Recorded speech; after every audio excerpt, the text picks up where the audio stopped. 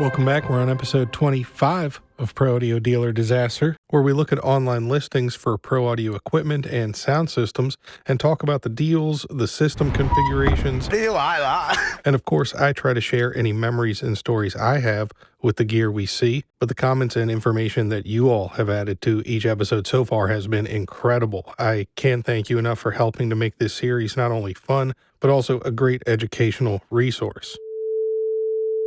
We're out in Lincoln, Nebraska at the main stage of the Super Fair, and I don't believe this listing has anything to do with any of the rigging, roofing, or staging equipment in evidence here, but let's take a read and see what we're dealing with. PA Sound System JBL EAW QSC, $20,000 in stock, Lincoln, Nebraska. We are selling this complete sound system, willing to part it out if the right offer comes along. The package includes 8 JBL HLA concert speakers. I believe that's what we are looking at here. Love those grills. That's actually pretty cool. 8 EAW SB1000 subwoofers. Here we are with them here on some caster boards. Crossover and rack with a DBX 4800. 1 sub rack with Crest Audio 7.5. 4 total of those, which I would imagine that's them there. And 1 main rack with 2 QSC 2402s, 2 QSC 3002s, and 2 3402s. The racks include Furman power conditioners and all the appropriate cabling, and these look very nice and clean overall. Really nice heavy-duty racks themselves. All speaker cabling is included, scaffold and decks plus level included. Okay, so we're actually into some scaffold. There's the 4800 DBX drive rack in its own case. That's a smart way to go because when you get into owning this amount of random JBL boxes, you never know what kind of amps you're going to need to deploy, so keeping your processor in its own rack used to be a pretty common thing, actually, for, mid-sized regional scalable sound contractors, in my experience anyway. The PA system will be set up at the Lancaster County Super Fair this week until August 9th. If you would like to see it in person, contact us for further questions. Post-fair, we'll demo by appointment. So that was listed. That's interesting. It doesn't say when that was listed, but I'm looking at it here at the end of February 2026. So presumably this was listed sometime before the fair back in August of 2025. So there's the last of our photos, and that was our JBL top boxes here, and our EAW subs again with Speak-On and EP4 connectors. That's nice that they've got the Speak-On so you don't have to convert them, and they also have their own casters individually. But yeah, that is an interesting system for $20,000.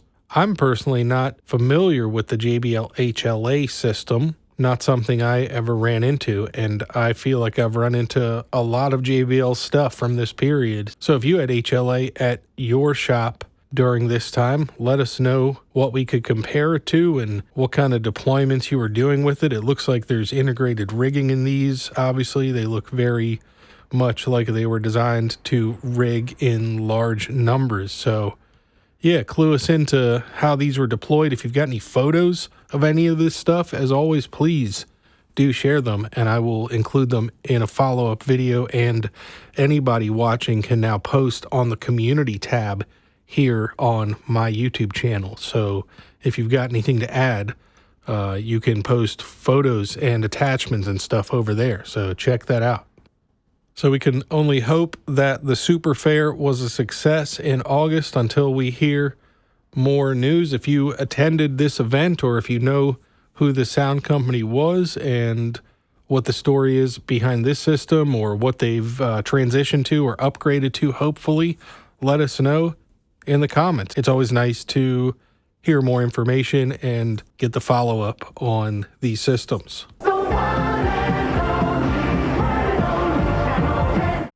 I feel like the price of a used KF650 should be considered a good bellwether for the state of the economy. Here we've got one in Sherborn, Massachusetts. EAW KF650 main speaker system in great shape with dollies and covers to protect during transportation. It also includes fly bumpers, sold in a pair only.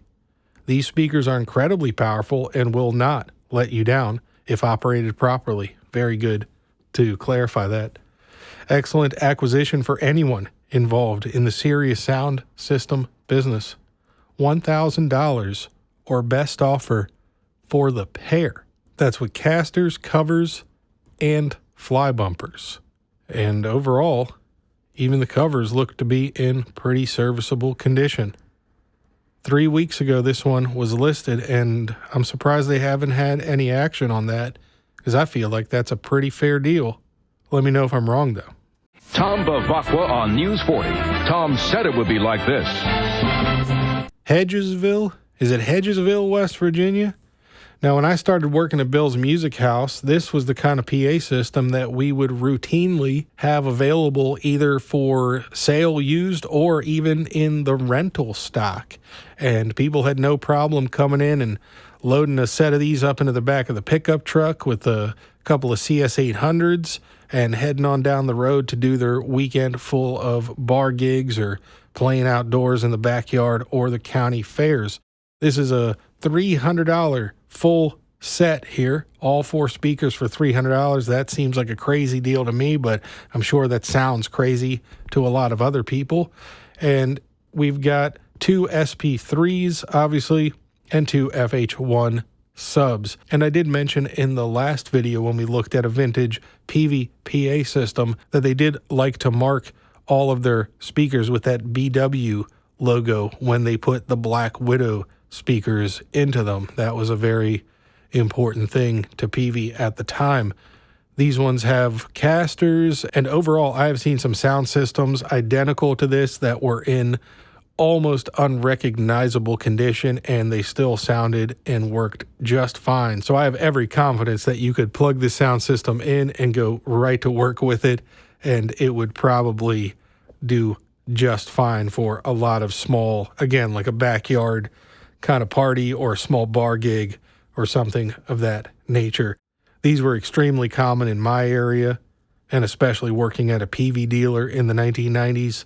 This was something that we saw a lot of, and we got very familiar with all of the replacement components for these speakers because it was not at all unusual for people to come in after their weekend of gigs to buy new diaphragm kits or replacement parts for various components in their system. That was just the way things were back then with sound systems. So if you've got any memories of any Peavey SP2 or 3 or 4 or otherwise sound systems of this vintage, or in the 90s or early 2000s even, when they were still made in Meridian, Mississippi, let us know in the comments, because they certainly bring back a lot of good memories for me. Everybody knows it's on Box 42. This one's a little bit sad. Out of Hanover, Pennsylvania, professional recording studio gear for sale. Selling my Pawpaw's mixing board. We don't know a ton about it. Loved and well cared for. Pickup only. It's large, heavy equipment. Out of York, Pennsylvania, it says here.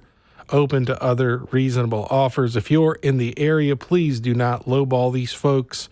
They've got an Alysis HD24 recorder here, some PreSonus ACP 88s, some Furman, TC Electronics effects, Lexicon effects.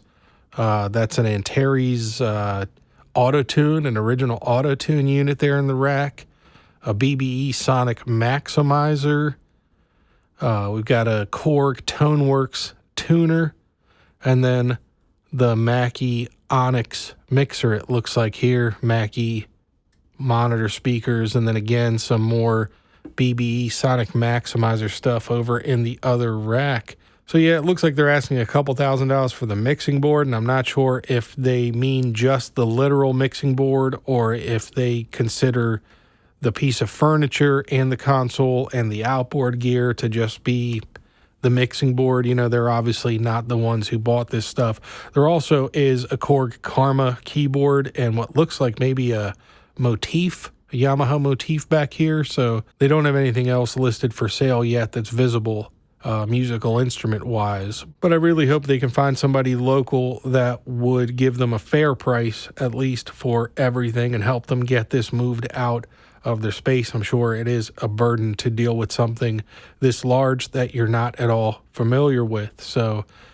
yeah, if you're anywhere near York, Pennsylvania, and you got a couple $1,000s and you're into buying and selling this kind of stuff, maybe reach out to these folks here.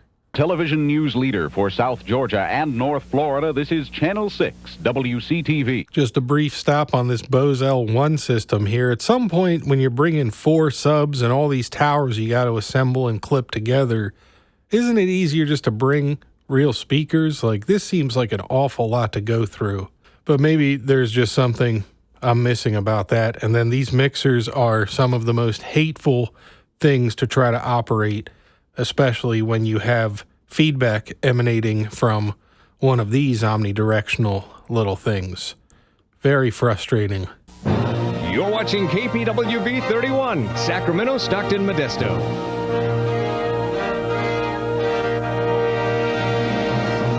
We've had some crazy cheap large format consoles on this series, but a $150 56-channel Verona console from Midas is a whole other level.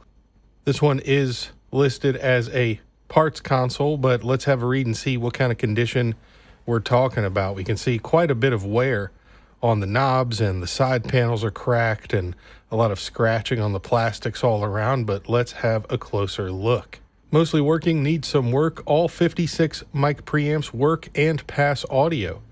There's a noise in the right master bus. It passes audio but has the noise with or without signal. I tested a few channels for routing, main LRC groups, and auxes, as well as matrix outs, and they passed audio. This needs a cleaning. There's likely some issues here and there. Both power supplies work. That's awesome that it has 2 power supplies. All the meters seem fine. The plastic end panels are cracked, which is fairly common for these.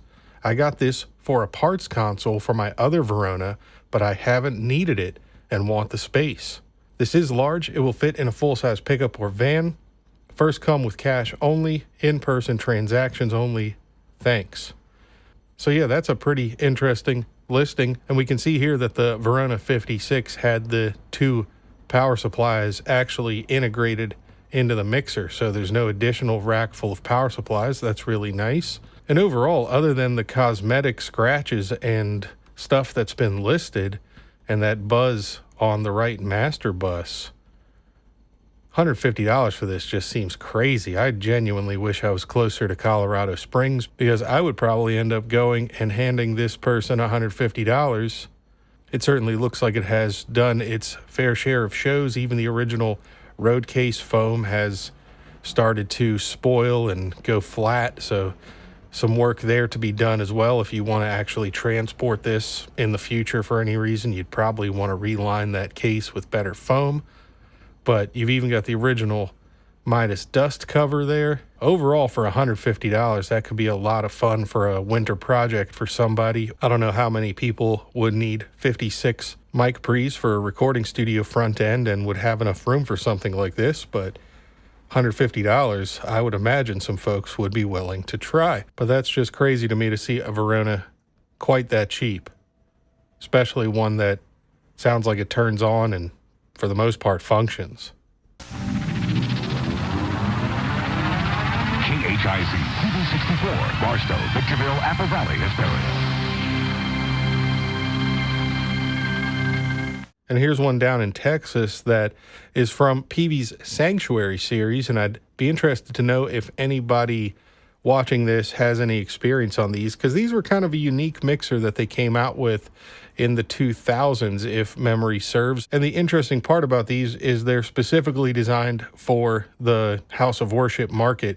You can see here the last 8 channels on the mixer are auto mix channels, which is something that was really not common at all on an analog mixer. And we can flip through and see that each channel has fairly decent EQ, some pre-fade auxes to monitor, some post-fade auxes for effects, and then a group assign section that is already labeled for solo, choir, music, and then your auto mix group on those last 8 channels. So they really have leaned into the idea that you're going to be using this in a house of worship, specifically with a choir and some sort of music program and some soloists, and then your auto mix for any sort of lavalier or lectern or spoken word stuff. And then they've also labeled separate stereo outputs for broadcast and record. So they've really tried to go through and make a very user-friendly experience for the house of worship market. And from what I remember, I think these were fairly popular for the time that they were out. I don't remember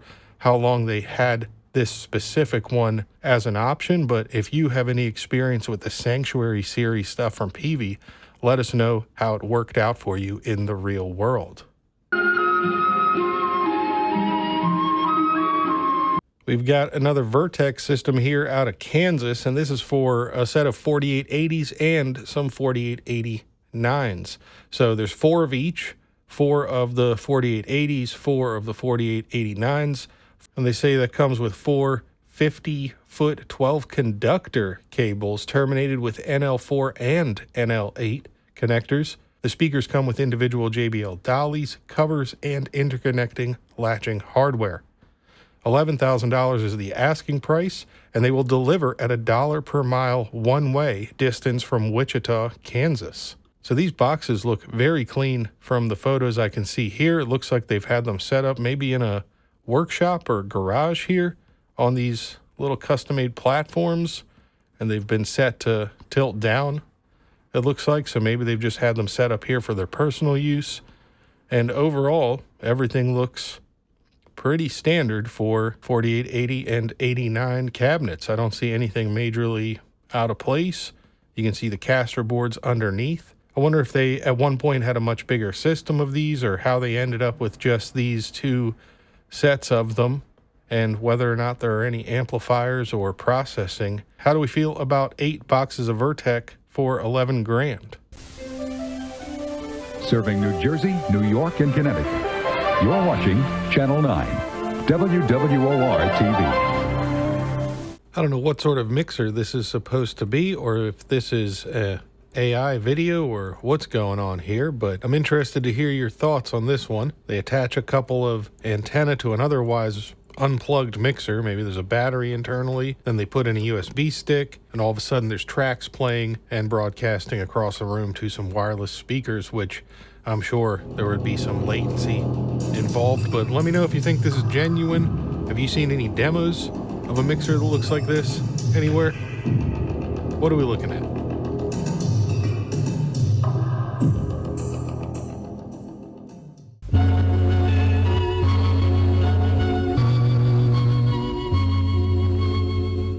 This system might be a little older, but this gentleman has it looking absolutely squared away and clean as can be.